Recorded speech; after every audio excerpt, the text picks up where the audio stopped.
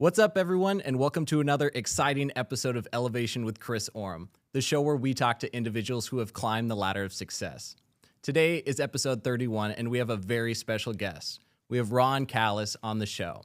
Ron is the CEO of One Firefly, a digital marketing and web development agency where he serves integrators and securities companies all around the world in their web development and design and branding and things of that nature. And for the last 18 years, Ron has been a champion of the custom integration industry. And fun fact, Ron is actually the reason that I started Elevation with Chris Oram after he said that I asked excellent questions and really was just a great guest on his show. So I want to give a big shout out to Ron for helping me start that. And Ron is here today on the show after I recently wrote him about overcoming some challenges in podcasting. So I'll welcome Ron to the show, and then we'll dive in a little bit more to that. So without further ado, let's welcome Ron Callis, and he is the reason why that this show is a thing. Ron, thanks for being here. Chris, it's so flattering. I'm honored to be here. Proud of you, proud of all the work that you've been putting in to yourself and to help others with this show. And it's excited for this conversation. Yeah. So Ron and I met a couple years ago at CEDIA. So I went to CEDIA, I believe in 2022 on my own dime. I wanted to get into the industry, and a One Firefly seminar was actually the very first seminar I went to at CEDIA. So that was my very, very, very first moment of the CEDIA world. So again, shout out to Ron for that. And, you know, I met some of his team, I networked, I figured out kind of what's going on in the industry, like what sort of different entities are involved in the industry. And One Firefly is a very special company, and they serve as kind of the marketing area of the industry. And I was able to meet some of Ron's team members. And then I don't remember if it was that year or the following year, but they had introduced me to you at the booth. And from that point, you had invited me onto the show. And a couple years later, here you are today on my show. It's crazy how the world works, isn't it? It's been fun to watch you. I knew when I met you, and you shine. Anybody that has met you, Chris, knows that. And I spotted it in you that in that first interaction. I was immediately, sometimes when I meet people, I'm like, I got to get you on the podcast and share your story. And the rest is history. Look at you run. Sure. And I appreciate that, Ron. So thank you for the kind words. And I think that, one kind of nugget that we can already highlight on the show that you just shared is that your ability to spot greatness in another individual is is a very key aspect of becoming a great leader. So the fact that you can do that is, I'm sure, why you can build out a successful team at One Firefly, because as much as maybe you would like to do it yourself, or people watching would like to do everything themselves, it's simply impossible to be the best at everything. So by using something like leverage and allowing other people to use their greatness to shine, we can work together as one team to all be great. Amen to that. I mean, the key, it wasn't obvious to me at the beginning of my entrepreneurship journey. I had to learn that through the School of Hard Knocks. I would challenge in the very beginning, I thought that I could do quite a bit myself. And as running a business will do, I was nicely humbled again and again and again. And ultimately, had a breakthrough where I realized as I hired better people, certainly in categories of the business that strengthened or fortified my weaknesses. So I'm good and I have talents in certain dimensions. And as I started to understand myself better, I could surround myself with people that filled the weak areas. And as I became more comfortable delegating to them, so finding great people and delegating and letting go of the vine, that's really when this business was able to start accelerating. And when did you have the moment that you said, okay, I'm willing to give up some of my things on my plate? It was, funny enough, it took me years into business to realize that. I'd love to say I figured it out within months. I'd have a lot less gray hair if that was true. No, it took years, took many years. I launched the business in 2007. And it wasn't until many attempts at specifically trying to scale up originally when my business was younger, trying to scale up the sales side of the organization unsuccessfully, that my breakthrough moment or my aha was that my weakness in the business was not actually bringing the customers in. Like I naively thought to grow the business, I needed more salespeople. And I didn't need more salespeople. I was actually a pretty good salesperson. I could bring people in the front door. What I needed was a better product and service and customer experience so that when we brought them in, we could retain them. And so what we had was a leaky boat. We were bringing people in, but they were dropping right back out. And so it wasn't until 2013. So if you do that arithmetic, it was, a good handful of years from the founding of the company that I ultimately identified operations as where I really needed to level up the business. And I brought in someone that had startup experience, background both in operations and finance. And that person today is Taylor. He's my CFO. He's been with me now 12 years. And so being able to delegate a lot of the financial management, operational tasks, it wasn't immediately perfect. I don't think he would agree that it was immediately perfect either. But that concept allowed him to focus on operational and financial management, both areas that are not my strengths. And it allowed me to focus on customers and product, which were my strength. And so that was, it was very clearly a step function improvement in the business. And there were, lots of other step functions, but that was a big one. And that was about 6-7 years into the business. So you start focusing on things that you're good at, and you allow Taylor to go ahead and focus on things that he might be better suited for.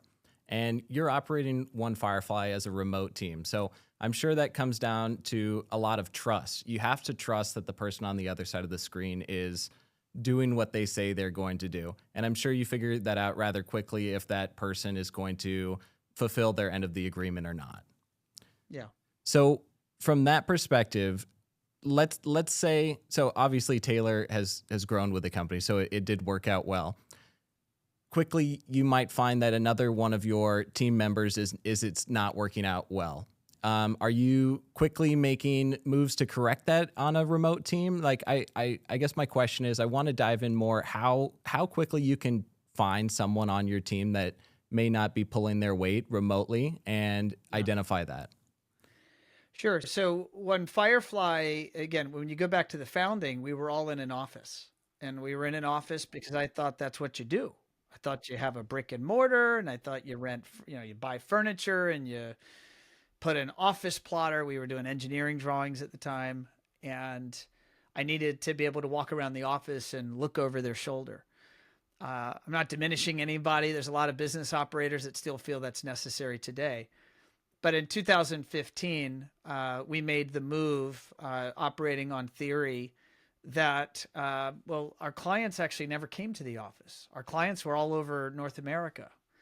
So and our staff, I mean, we're here in South Florida at the time, we're commuting often an hour plus in the morning to get to the office, and then commuting an hour plus at the end of the day, losing 2 hours of their life every single day in traffic. And for what purpose? And so we made the assumption at that point, cloud computing was far enough along. We felt we could have our servers in the cloud. It was early. We were right at that point where this became possible, and video conferencing was far enough along where it was reliable that we said, well, let's save. I think at that time our rent was $6,000 or $7,000 a month. So that's just immediately the company becomes more profitable. Now, conveniently, this epiphany happened right as we were at a lease renewal.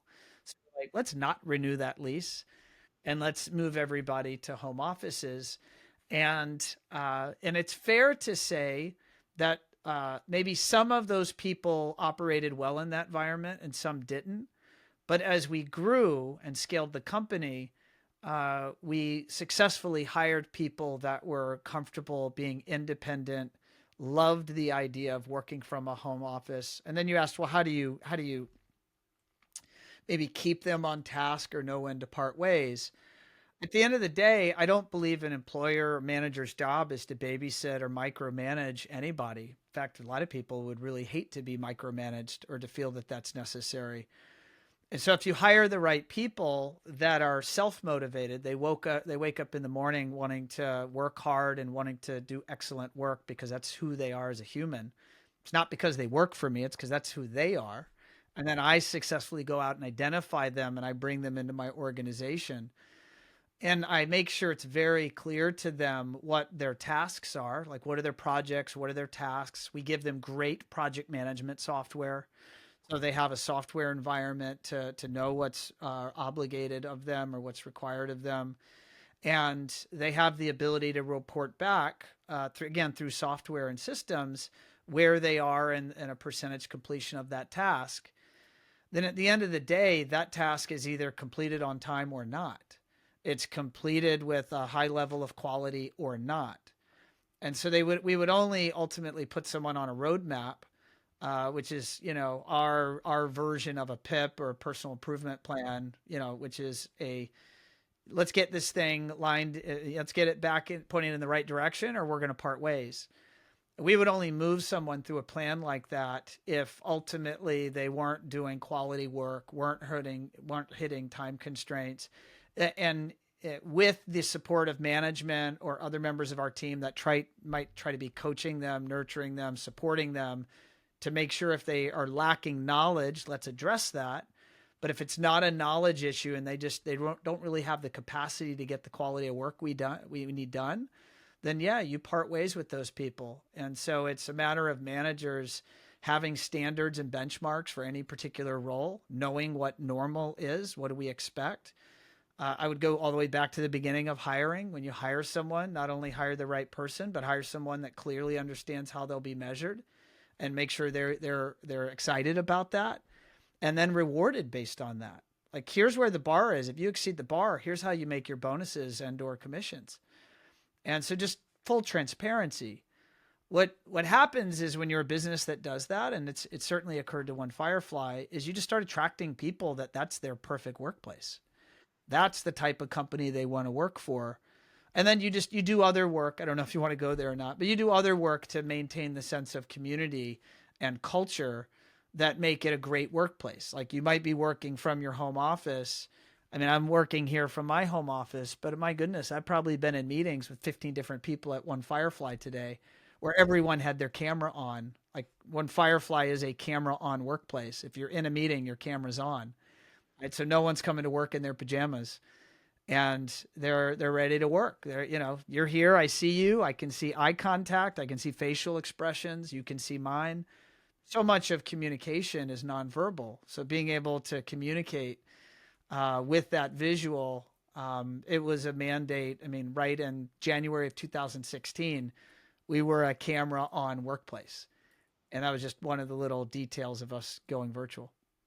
Awesome. That was a really well answered, great answer to the question. So thank you for that, Ron. I think really you kind of sell remote work well. I think you, as the leader of One Firefly, set the expectation. And I think that's crucial in remote work. I think if you don't give people clear tasks and clear instruction and clear, guidelines for what they expect, they might go rogue. But when you have talented people that want to be there and want to do great work, you allow them to get that great work done at One Firefly. So I think that was a really well spoken answer to the question. When I hear people talk poorly, I mean, I'll be honest, I have a lot of admiration for Elon Musk. I know that's political to say that, but I love the technological genius and the entrepreneurial genius that is Elon Musk. But I think he's wrong about what he says about remote work. I think the right people in the right environment can absolutely thrive and deliver an excellent work product. I'm not, but I also, on the antithesis to that, I'm not going to speak poorly about people that want to have people in an office. Good for you. It's just a definition of your corporate culture. And I think there's some value if you were in the same workspace and being able to huddle people up into a huddle space or a conference room and work something out. I think there's tremendous value in that. But there's also, when you're virtual, there's just the virtual version of that. And we can use Miro and virtual whiteboards and video conferencing and breakout rooms to really accomplish quite a bit. Especially if you throw someone on a big screen, if you have the right space for like video conferencing, and they're continuing to grow and grow on that with more like AI versions, you can now actually start to feel like you're in the room with somebody. Yeah, I've seen some of that latest software where you can like see which room they're in, and yeah, I've seen some of that tracking, or not tracking software, but some of those new AI enabled virtual workforce software. We don't use that. We're a although I've looked at it, it's kind of neat. We're power users of Slack.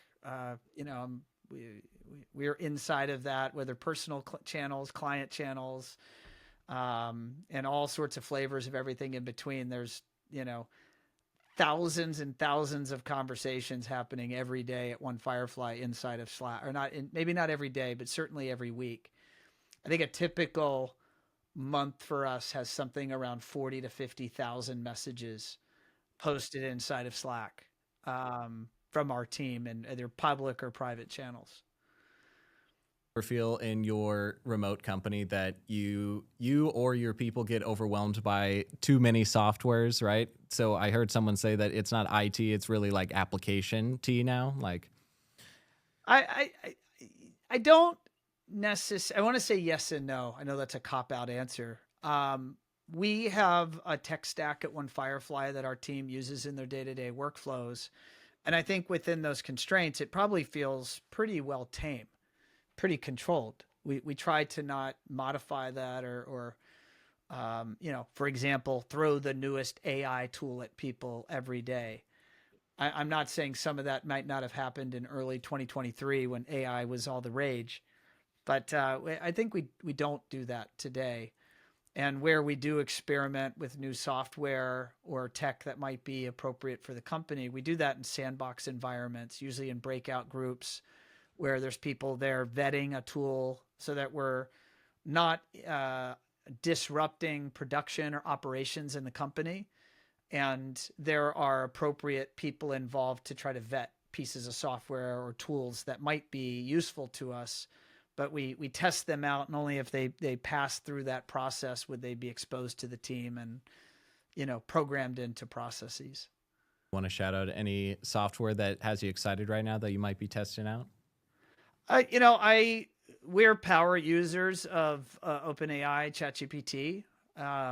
We're developing more and more and more, custom GPTs, which, think of them as just little niche tools. I'll shout out a fun one. It's kind of silly, but it's terribly useful.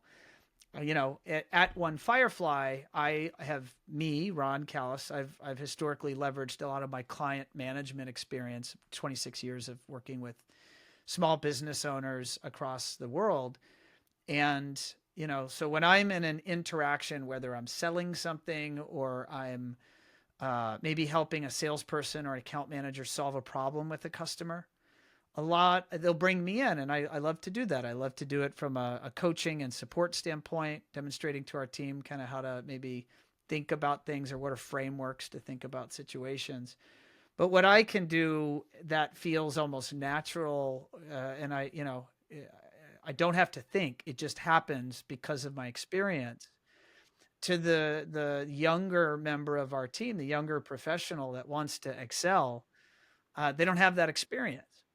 And so at One Firefly, they can bring me in to a meeting, or they can join my office hours. I run weekly office hours. Anybody in sales or account management can jump in there, talk through their situation. But we wanted to further amplify that, right? So how can we put Ron still in more places? And so I built a custom GPT, and that custom GPT is called RonBot. And so if people want to have a conversation with Ron, they now can go to RonBot and talk about a diversity of sales, account management, client, customer service, client experience type topics. And that now for our whole sales team and account management team, onboarding team, SEO strategist, any client facing team, they now know they're power users of that GPT. They go there first. And if they don't get their answer, they come to me. And so it's allowed me, as an example, to multiply myself and support my broader team. I'm still here. I'm still ready and willing and able to work with them one-on-one, but I'm now able to help them at scale. And that's just by, taking the time. It took me about 3 or 4 months with Allison, my assistant, to develop that. I'm refining it every week with new knowledge files and content to make it smarter, faster, stronger, and more valuable. I'm always soliciting feedback from the users on my team, what's beneficial, what they wish it had. And so that's an example of an AI technology that we're using AI for good, not evil. And that is to really be beneficial to the team. Great. So I was at the Home Service Freedom event, and Kevin O'Leary was speaking there, and he was saying similar things about having that 24/7 kind of version of him on. And big thing is that a big kind of controversial thing is, do you label things as AI? Do you label it as this is not AI, right? Do you not say anything? So big thing that they were talking about is most people agree that if you're going to use an AI version of yourself, to label it as AI. But I think you're talking about a text version of yourself. I think it's only a matter of time before this comes as a video version of yourself. The It'll Ron. be the avatar version of Ronbot. I mean, again, right now it's internal. It's been in internal beta for 2-3 months now. But and so why would I make an avatar Ron talking to my team? It's kind of weird if you really think about it. But because, and I'll go back to my origin story with podcasting. Like, why did I start podcasting? I started podcasting in the spring of 2017 because Facebook in 2016 had launched this thing called Facebook Live. And they were allowing originally only influencers to go live. I applied. I was not an influencer. But when they allowed us mere mortals to also go live, I was right there. And I say, well, then what would I go live with? I need to figure this out so that I can help my customers understand how this might play a role in their life.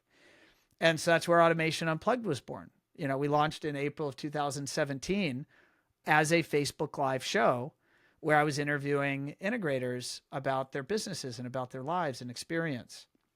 So that was purely from testing standpoint. So bring that back to this idea of maybe connecting an avatar to Ronbot. The idea that businesses, I mean, again, there's so many infinite places to deploy this technology, but I'll talk to the business owner.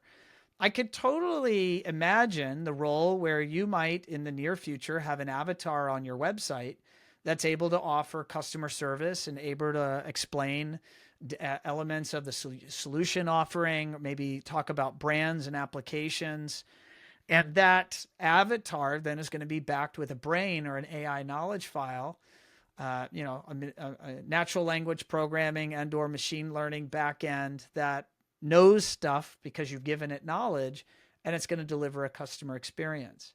I could see a possibility where maybe one day One Firefly helps build those for our clients. Just going to say that. I was literally... You can now see how my brain works. Well, if that is possible, then I probably should figure out how the hell it works. And that's just my nature. I'm an engineer by birth and education. I want to figure things out.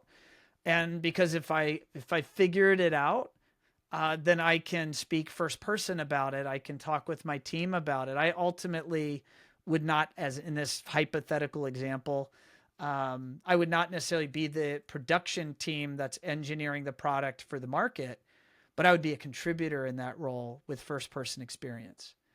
And so that's just my habit in business, is to go in, get my hands dirty, figure it out, bring that to my team, work with the other members of my team, and then ultimately I enjoy product development, be a contributor on that product dev team. Absolutely. And I think that, I wouldn't be surprised if in the next 1, 2, 3, 4, 5 years that's, a product that One Firefly is offering. Heard it here, folks. Broke it on this podcast. Might, because One Firefly is already leading with the website chatbot. So it's just kind of a evolution of that. The evolution, again, depending when this podcast publishes, Chris, I'll just give the date, October 2nd. So I'm assuming this is going to be after October 2nd. People can go check it out. We are having new product release, which is the next evolution of our chat solution on website, which is an AI chat with human hybrid. It's called Concierge IQ, and it is benefiting our clients with a far more expansive, robust knowledge base about their business, solutions, brands, service offering. And at any point, if the human chatting on the website wants to talk to a human, there's a handoff. The human's right there, still staffed, and it's just a lot of neat things, in technology that we have built into that service, and that's again just the beginning. A lot of more exciting things in the pipeline. And I think also there's going to be a big parallel in like AI call centers. So you're focusing on AI chatbots. I know we have some friends that focus on more like call centers, and AI is just going to be a huge player in that. I mean, I went to this event for all home service businesses, so plumbers, HVAC, everyone, and really AI. AI agents answering the phones is going to be the future as well. And they're going to be your sales team, and they're going to be your customer service team, and they're going to be your tech support team. And AI is here, people. Like, you can't fight it. It's like gravity. There's no winning. It's here. So now you figure out how to work with it and how to have it help make your business better and how to deliver more value to your customers. Because there's no resisting. I'll channel my Terminator 2. Resistance is futile. So I got something funny for you, Ron. So this was not written into the show notes, but I was just on the phone with my dad yesterday, and because you talk about gravity, we were talking about Sir Isaac Newton being one of the most high IQ people who have ever lived on this planet. So he was at like something like a 190 IQ, which is very, very, very intelligent. Very high. Right. So this guy is sitting around figuring out gravity. Apparently, he didn't have a lot of friends because he was just so smart that he would, his friends or his peers, he would actually correct them in front of other people and state about how idiotic their ideas were and kind of expose them in front of other people. So although very smart, he didn't have a lot of friends and he never really made a lot of money. So it's not always about being the most high IQ person, actually. I completely agree. I'd say in business, it's about, in fact, not being the smartest person. It's about being learning and practicing the art of active listening and listening to your team and listening to your customers. And the better to look at that very specifically, the better we have gotten at One Firefly at listening to our customers and their positive and negative feedback, the stronger our business has become. Now, that's with the action after the listening. You have to listen, and then what are the actions you need to take based on that? In the very beginning of my business, I was very confident and specific about what I thought they needed. And being right doesn't matter in business. You can still fail. So what I became better at, and business became a little bit less full of friction, was just getting better and better at listening to the customer and exactly what they needed, and then just complying and serving up, maybe with a little sizzle on top to make it even better. That's the managing expectations piece of that equation. And that's one of the ways we've been able to continue to grow year over year. Right. I mean, it's listening to their problems, their pain points, and solving for them. So, most things in life it can be very, very simple, but it's doing those simple things that are actually quite difficult. So true. So, Ron, I know you've probably been asked 1,000 times about your starting of One Firefly, so I won't get too much into the details of it, but I'm sure, talk to me about why you started One Firefly. Was it purpose-driven, financial-driven, or both? I had a fire in my belly that I just had to, I had a thirst I had to quench. And I had worked for 7 years within manufacturer for, Lutron and Crestron in sales capacities. And I love Lutron, so I don't mean what I'm about to say as a knock. I think I could not have asked for a better career start than at Lutron. But the effort that I put in or the results that I perceived I was producing were not commensurate with the way they compensated back in the early 2000s. And so I wanted to be somewhere where, if I delivered the goods, I could be compensated for it. And so I went to Crestron, and their equation was a little bit more in that favor, a little bit higher risk, but more reward. And I delivered. And so I would say launching what at the time was called Firefly Design Group. It was just further and going further down the line on the risk spectrum. Well, more risk, but more reward. And what I didn't spend a lot of time on was actually processing the full accountability of that risk. I was full of a little bit more spit and vinegar. And I was married, but I didn't have any kids. I didn't have much of a net worth. I didn't have a lot to lose. And so I said, if I'm going to bet on anybody, I'll bet on me. And I went out there and it was just confident and super naive that if I build it, they will come. And the goal was to provide or assist integrators, helping them build their proposals and project documentation, both pre-sale, kind of in that discovery scoping phase documentation set, and then post-design contract, or post signing of a proposal where you now need to do the proper engineering, schematic level engineering, schematics, racks, CAD drawings, power plans, so on and so forth. And so I had this imagination where I imagined a room full of, technology architects doing this work for integrators across the country, and integrators banging our door down to get the best in the business project design and documentation. That last part did not happen. But our product was wonderful. It was a great product. I had wonderful engineers work for me in those early days. I had Doug Dodd, I had Rich Harrison, I had Mike Carroll, a few other CAD designers, some great industry experts that, by the way, I think all those people still do that type of work today. But that business was just what I did not fully analyze in advance and appreciate is how hard it would be to actually scale that business. And you get into hiring people, hiring those individuals is difficult. Ultimately, getting integrators to sign up for the service is difficult. Getting them to give you repeat business is difficult. So the business model was stinky. Like, we grew it into a multi-million-dollar business, but every day, every minute of every day was fantastically hard. And so that's where I just started to learn. People had told me, but I started to recognize that maybe there's ways that, you mentioned the word at the beginning of this podcast, where I could have more leverage with my time investment and ultimately get a bigger dividend or reward for the work effort I was putting in.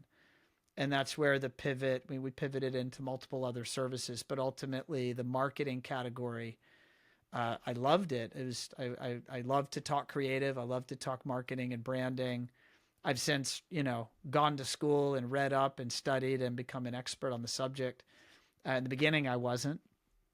But the customers needed it and they wanted it and they were willing to pay for it.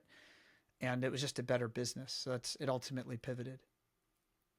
So you focus on creative solutions, and I'm sure many people would say that is a saturated market, right? So you make websites, you do social media content, and you do a lot more than that. But those two first things specifically, I'm sure you have a lot of naysayers saying, oh, Ron, so many people have a web design agency or a creative agency.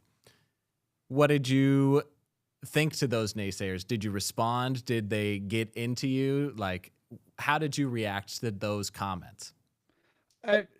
If those comments existed, and I'm sure they did, I didn't listen. So I'll flip to what we are. We are a niche focused agency.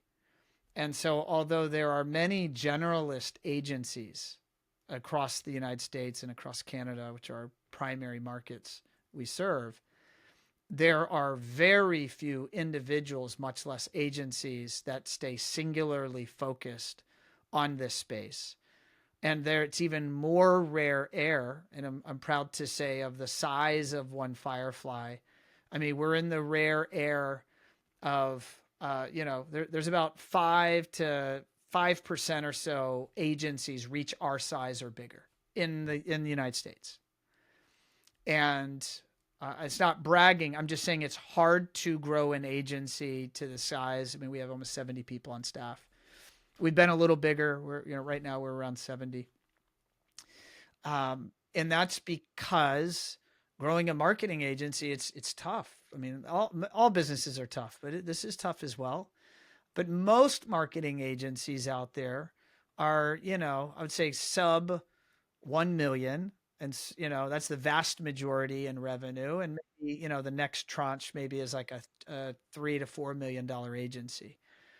And they're generally regionally focused, trying to serve the business community in their area. What they don't work with every day is service businesses focusing on selling luxury goods.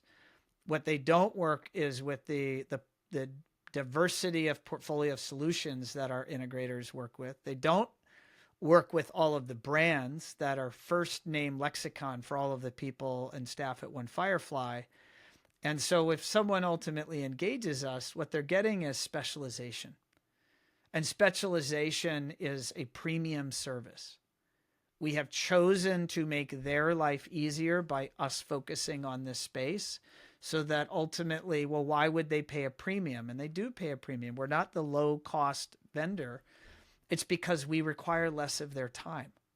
Right? Time is money. Time is a finite asset. Right? Time is what you can't make more of.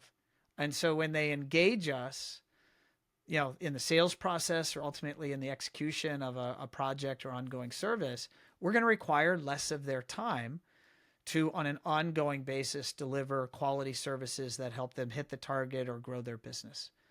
And so that translates to them that they can now spend their time in other areas of their life or in their business. And so it's not that there's anything wrong with local agencies. There's wonderful people and wonderful agencies, but any integrator that works with them will often find that the interactions are far less efficient. And ultimately, that results in One Firefly delivering a higher quality product and a higher quality experience. It's the totality of the advice they're getting, the consulting they're getting, the end result that we're delivering. And when any integrator challenges us on cost, I just look back at them and I said, so you go to your customers and you're the cheap guy? I'm not sure you're right for One Firefly. We work with businesses that value their time, value their expertise, and want to charge a premium to their customers so they can work with the people that they want to work with and do so profitably. It's your fault, integrator, that we do what we do because I learned it from you. I want to work with you and I want to work with businesses that want to grow. And that mentality is how we've grown our customer base, which is, it's well into the hundreds, but we're under 1,000, but in the multiple hundreds of clients we work with every day, every week. And we're honored to do so. And we do it, I think, with the best team in the business. So going off that, so you've continued, I would say, to even become kind of the name for people who want to build a website and work with, a builder of websites and a creative service like One Firefly. So congrats on that. That didn't happen overnight.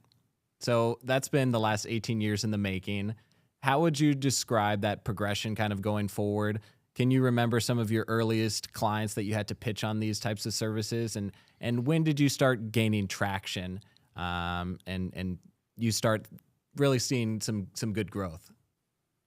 Yeah, so we started doing websites all the way back in 2009, and we weren't very good.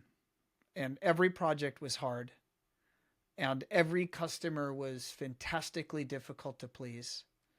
And I'm pretty sure we probably made little to no money on any of those projects. And we did that for years. But we did understand the business owners needed websites, and they did need help with websites. And even if it was hard and painful, we would probably deliver a better service than their local web agency. And we would definitely deliver a better service if they went abroad and tried to, quote, get a cheap solution somewhere around the world. But yet there had to be a better way.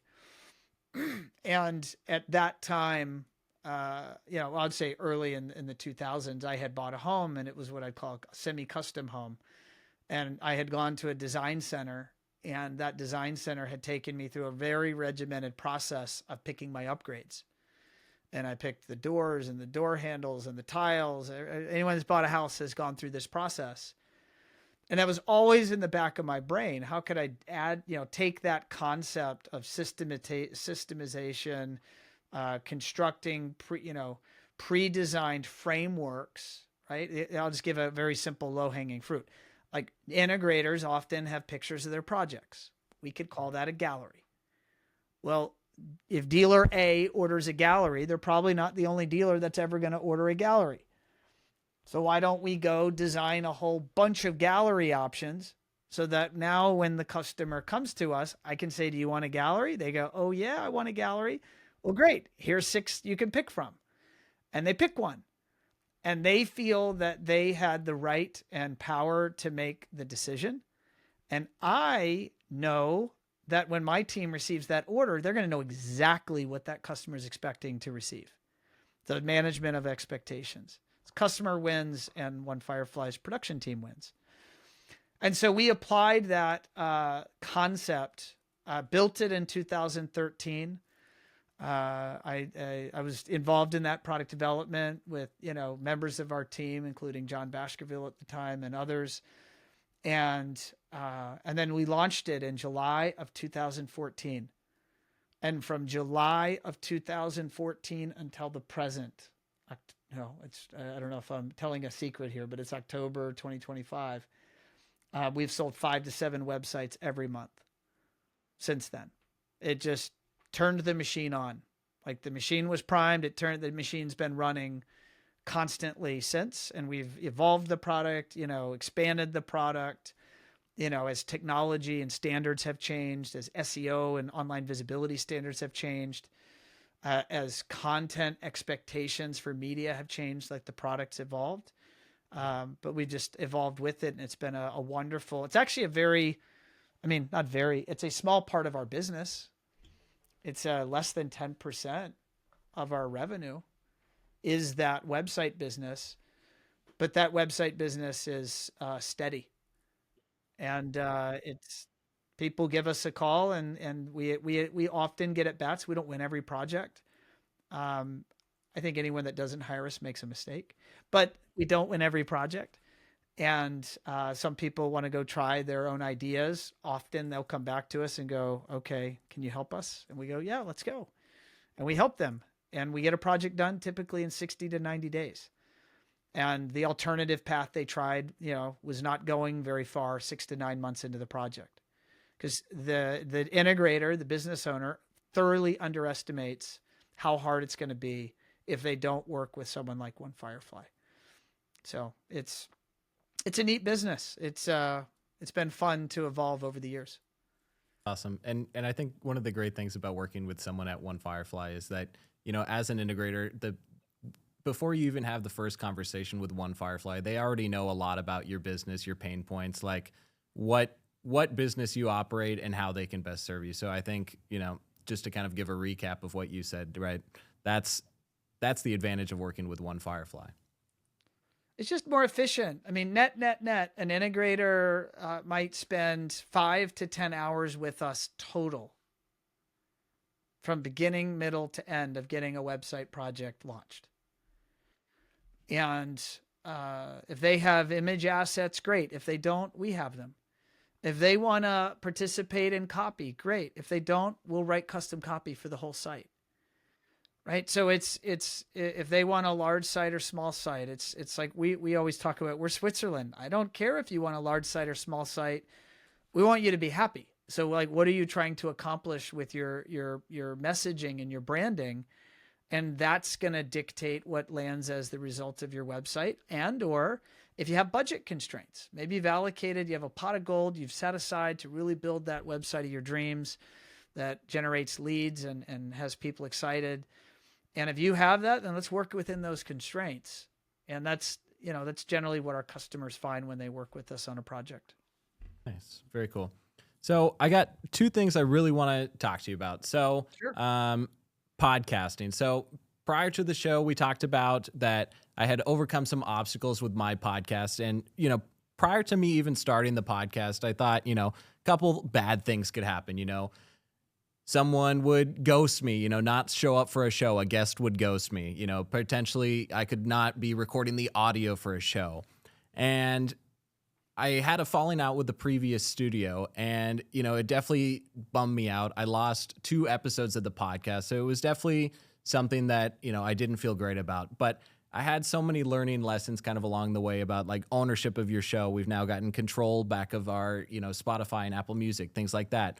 But I had so many learning lessons through these failures or, being screwed over. So I had reached out to you, letting you know kind of about this, but it's about like overcoming these. So when you're starting One Firefly, or if you have any other examples that are top of mind, I'm sure that you've put your trust into someone, or you have probably trusted a person or a company, and they've probably wronged you more incredibly than you ever thought they could ever wrong you. Is there anything that you want to share kind of along those lines with the viewers that maybe you feel like you had a great learning impact by something maybe not so great that happened to you in the moment? Well, for sure, I'll try to pick. I probably have thousands to choose from. So it's so just operating under that idea. Every business owner, every person, in this case, you're the owner and operator of your podcast. All right. If it gives you any solace, it gives me solace that storms pass over everyone's head. It's not whether you're being selected or singled out and like, woe is me. Pardon my French, shit happens to everybody all the time. But what differentiates people and what they do after shit happens is like, how do you think about it and what do you do? What's your next best move? And so I've learned through so many experiences and opportunities in business when poor things or bad things have happened, is number one, I'm not being singled out. I'm not the only person that's ever been screwed. What do I do next? And is there, through self-reflection, always look in the mirror, don't point fingers. What could I have done differently to have prevented this? Or what could I do differently moving forward to prevent it from happening again?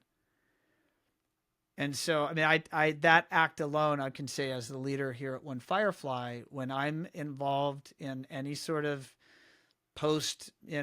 mess up with a team member, they know it. It's like clockwork. I will always ask the question, okay, what could you have done differently to now prevent this from happening again? And is there a process change that needs to happen? Is there some change in the way you communicated? Is there, again, not pointing any fingers? What could you own that you could do differently? And I'll just give a random example. The one I'm about to give happened last Friday. Or no, it was Monday of this week. I was helping one of our salespeople in a sales call. And it was with a long time relationship, someone I've known for many, many years. And that individual is someone I've known, let's call it 20 years. That individual was an investor in this much smaller firm.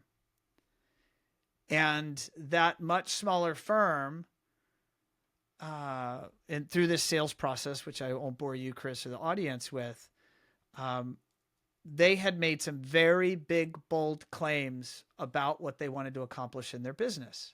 Very much out of line with the size company they are. Very out of line.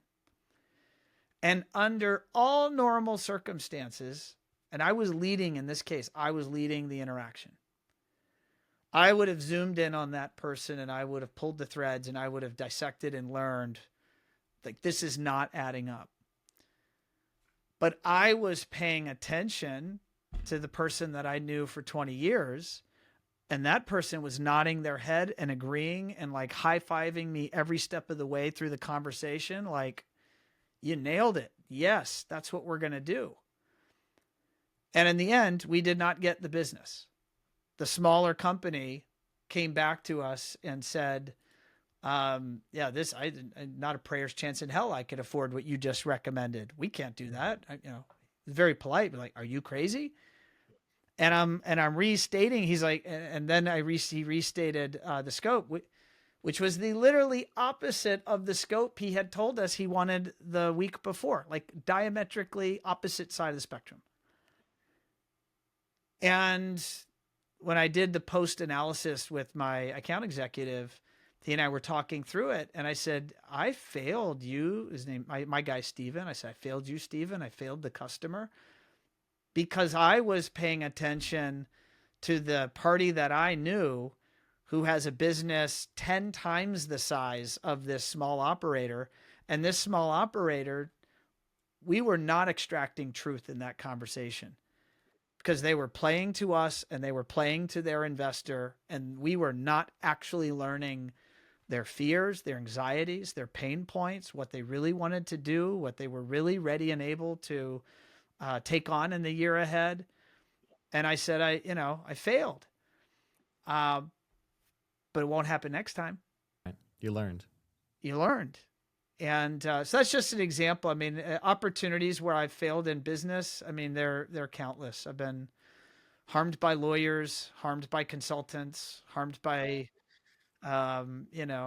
dealers, my customers. But I mean, that's harmed by employees.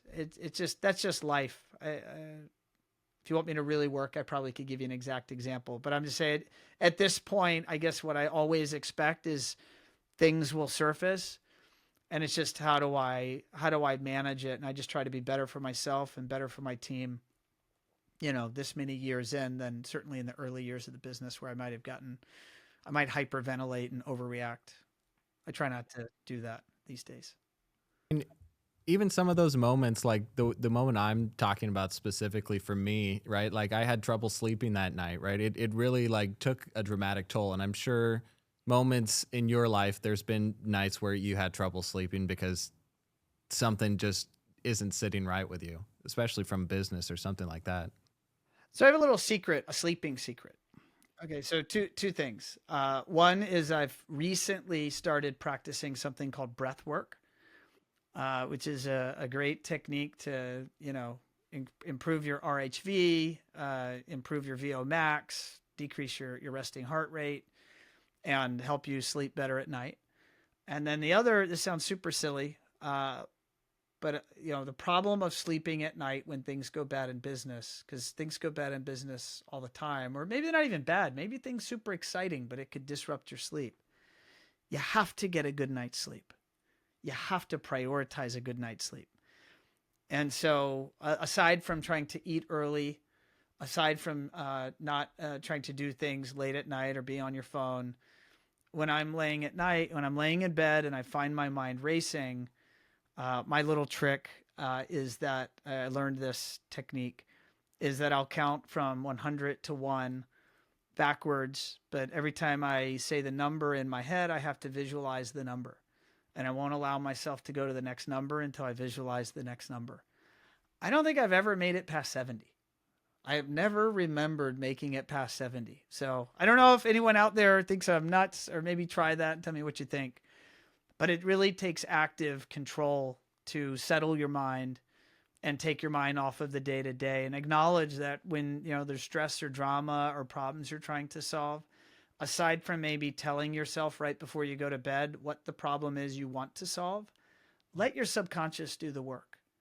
Don't let your frontal cortex and your brain try to keep you awake, because that'll harm you. Your brain will do magic for you just by marinating in your subconscious on the problem. And then on the front of your mind, just give yourself meditation and breathing techniques to go to sleep quickly. It'll be one of the best things you can do for yourself. Techniques. I think it's similar to counting sheep, but a little bit more detailed. So it just sounds as corny. Maybe it does. I don't know. Never counted sheep, but I do count. Okay, so Ron, one of the last things I wanted to talk to you about. So you host a podcast. You've had close to 400 episodes now. Is that correct? That's right. All right. So this is episode 31, and hosting my podcast, I've had a lot of interesting guests on. And one of my mentors, one of my, my direct manager had come to me recently, and she said, like, what is your purpose in life? Like, you interview these people who have successful stories. Like, what do you want to do? So this is something I've recently been sitting on, and I don't really know if I have a question regarding it, but it's just something that's top of my mind right now, right? I don't know if I want to be a podcaster, if I want to be an integrator, if I want to be a trainer, if I want to be a reviewer. So it's one of those things that I'm just sitting on right now because I don't have an answer for that question. And obviously, I interview a lot of people who do a lot of exciting things, but the big thing that I got out of that conversation is that I want to make a story of my own. I don't just want to be the interviewer, and I think that's one thing I did find. So I wanted to just state, not necessarily ask, but just that I'm on my purpose journey. I'm looking for what that is, and I hope to find it soon. And I'm going to keep looking and keep trying different areas and avenues and keep exploring and being curious. Well, I think you have a lot of talents. And those talents are have been identified by certainly those that work with you every day. And I know you ran across the paths of people like Paul Starkey and helped you get find the industry, and people like myself. And so I think it's really a matter. My advice to you, unsolicited advice, would be ultimately professionally and/or through your hobbies, to do things that make you happy and that you're good at. And that's not always easy and obvious. So I'm not pretending it is. I will, as it relates to podcasting, what has allowed me to maintain the consistency that we've delivered over the last so many years of the show. I think we're going on 9 years. It's crazy, is just that it's knowing why we're doing it. And because I say we, because I'm your personality here, or not on your show, but I'm personality on my show, and I'm bringing in guests, and I'm doing it because I identified that this customers that I serve, that I've worked with for 26 years professionally, by random luck, it's where life placed me, is that I just observed there wasn't a medium, a consistent medium where their story could be told. And the publications weren't doing it. A lot of the podcasts in the space like to cover black, I'm not knocking them, I love everybody, but they're covering like black boxes and new tech and new thises and that's. And I just personally don't find any of that remotely interesting. What I find interesting are people and their stories and their motivations and what keeps them going and what they think about what's happening. Like, that really strikes me as personal. I'm curious, and I theorized other people might find that information valuable and helpful. But I'm very specifically doing this to my audience, which is in my niche, which also benefits me, because when I'm interviewing someone that I think's interesting, they also might be my customer. They might be somebody I want to be my customer. They might be somebody that used to be my customer, and maybe I hope one day they might be my customer again. Or they might be somebody in some position of status at a rep agency, consultancy, a manufacturer.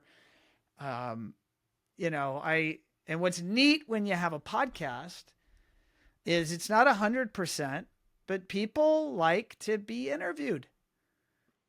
And so it means I, as someone who's genuinely curious about other people, I gained access to people that I might not normally otherwise have access to. And I get to personally learn, and I again get to share that with everybody in the industry. Because I can tell you, like, doing a podcast costs time and money and energy. And you're making a conscious decision to spend that time, money, and energy on that thing and not on something else. And because I have a day job at One Firefly that does pay the bills, it allows me to have this like indirect marketing channel of Automation Unplugged, which I mean, we don't generally talk marketing on the show other than that one show a month. The rest of the shows have nothing to do with marketing or hiring services through our Amp People services. And that's ultimately valuable to us. So for you, like, I think number one, find out like, who is your audience? Who do you want to serve? Who do you want to be valuable to? And then what's the information that they would find valuable? And then ultimately, if you're trying to make that revenue generating, of which at One Firefly and Automation Unplugged, I've never tried to make it revenue generating because I'd probably be embarrassed and humbled if I did. I probably wouldn't like the way that went down. And maybe I'm being skeptical, but we've never even tried because I've had One Firefly that pays the bills. But if you're going to try to make it revenue generating, I would run the economics and the forecasting of like, what would actually need to be true for that to generate some level of ad revenue for yourself, that it would be meaningful and thus pay for itself. Because what happens alternatively, and it's no knock and completely understandable, is most podcasts end because people don't have that focus. They don't have the justification for it. And if you don't have the why, it's hard to stay consistent. Absolutely. I mean, you spoke a lot of my truth as well, right? The reason I started this podcast is so instead of having a nice dinner out with someone, we could just have a conversation with someone I admire and respect, and we can record that conversation. And not only do I get to ask the questions for an hour, we get to put that show out on the internet, where I'm sure literally we have dozens, if not hundreds of thousands of people watching this show that will get to know a little bit more about you, get to know a little bit more about me, and kind of learn through us. So I think that that's really the power of the podcast. That is my why. That's why I do this.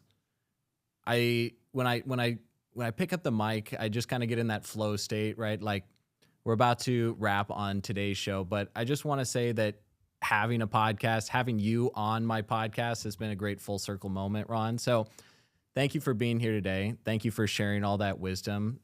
Thanks for reaching out to come on the show. I think it's an incredible opportunity, and it's been a couple of years in the making. But if you're ever out in Las Vegas, more than welcome to come on the show. Love to grab dinner and, treat you special here in Las Vegas.